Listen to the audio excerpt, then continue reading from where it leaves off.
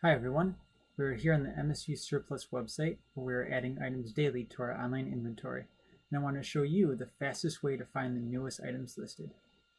On our main web page, hover your mouse over Shop. On the drop-down menu, select New Listings. This will take you to a page that displays the latest items listed on our website. As you can see, we have a whole range of items listed today, from a mirror to a truck, some pots and pans, and even some unisex pans. If you want to keep searching or browsing for items, you can go down and select Next to see the latest items listed. Or you can search by day that things were listed over on the left.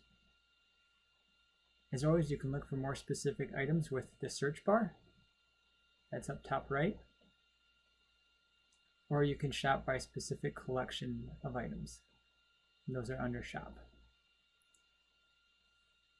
We are offering curbside pickup weekdays, 8 a.m. to 3 p.m. Hope to see you there.